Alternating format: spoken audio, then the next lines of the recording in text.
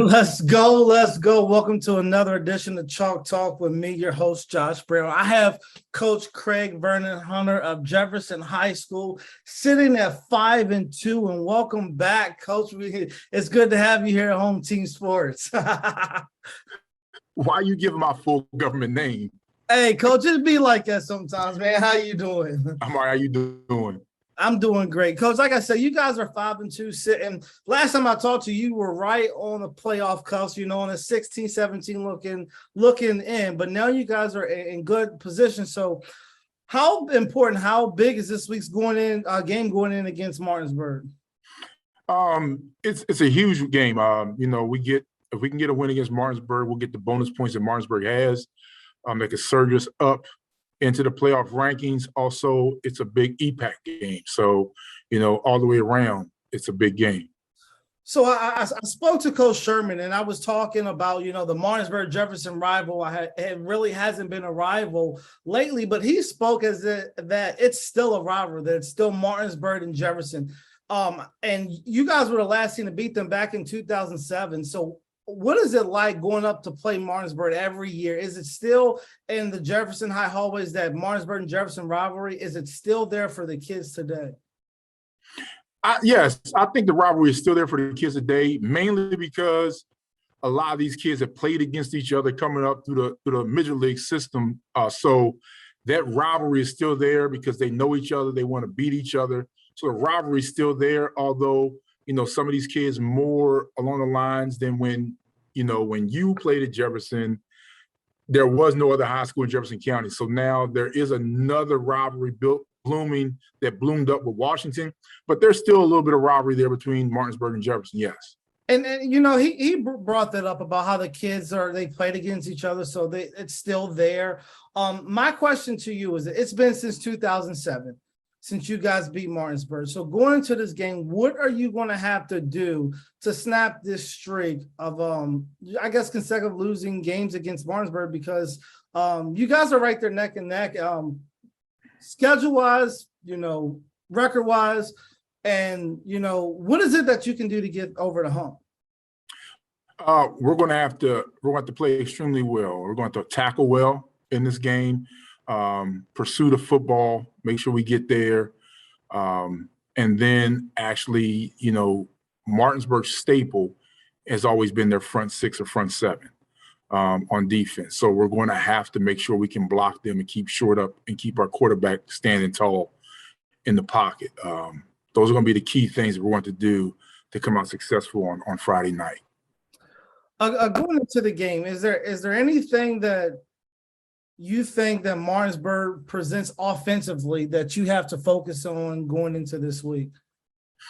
I would say Martinsburg is a team that is going to present, I would say, the same amount of speed that we have. Mainly we see teams that have maybe one guy that might be fast, but they're going to have multiple guys. They're going to have the same speed that we have. They're going to be strong up front. They got somebody running the show back there, quarterback, who's a very smart guy back there who's capable of handling the offense and puts them in the right decisions a lot of times. So, that's going to be things that we got to deal with. It's going to be tough for us to deal with at times because the speed aspect of it is going to be a lot faster with them having four receivers that have speed. We're used to seeing just one sometimes, that we can probably lock one down and let the other guys handle the other guy. But now you got four guys, so everybody's got to hone in to the coverages that we're running, know exactly where everything's supposed to be, know where everybody's supposed to be, and be there where they're supposed to be and play assignment football. Everybody's just going to really pretty much do their job and not worry about everything else. Do their job. That's I love this. We just do your job. Let's talk a little bit about your quarterback, because I know the last time we covered you guys had a little quarterback battle. Seems like you selected a quarterback and ran with him. How is his progression over the weeks going into this game? It's been pretty well. His progression's gone pretty well. Dylan's only a sophomore, so it's gone pretty well. There's times in games and points in times in games where there's peaks and valleys, but he just seems like he's got a grasp of the offense. He's got a grasp for the game, mindset-wise and intellectually. running the quarterback position that I think he's done a pretty good job. Now we just got to make sure we keep a pocket clean for him Friday night to make sure we can have some success throwing the ball and doing the things we need to do Friday night. And let's just, talk a little bit about the defensive side of the ball. Of course, you win and lose ball games. I really feel on the defensive side, who may be one impact player going into the game that may make a difference for you guys Friday night? I don't know if we per se have one basic impact player. I think we have a group of kids who play well together. That I think is just one thing that's going to happen. I think we want to play together as a team and use our team aspect as far as trying to use our quickness, our size, and running to the football and tackling well. I don't know necessarily if there's one guy on our defense that's going to make a huge impact on us. I think it's going to be a collective group of guys together that's going to make that impact. All right. I want to go back to the offensive side of the ball. Let's just talk about your receiving core again and how they've grown over the weeks to be prepared for a game such as this. There's going to be thousands of kids, thousands of fans in the stadium, more than normal, playoff atmosphere. And the heartbeat of your team is really your receiving core. How do you think they've grown over the week to be prepared for such a time like this?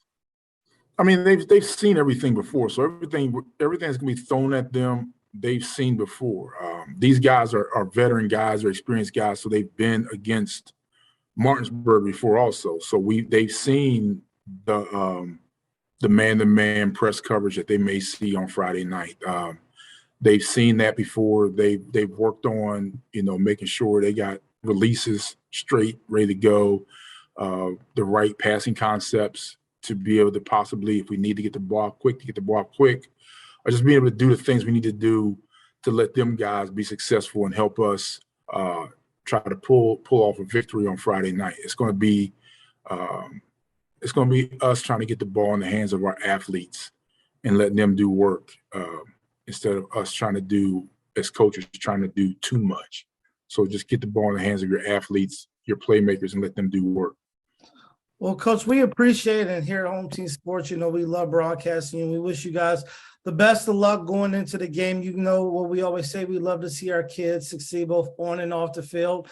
And we'll be there Friday to share, the experience, the Martinsburg Jefferson, the rivalry, the feeling. It's going to be great. So we'll be there to check you guys out. All right. Thank you. All right. Thank you.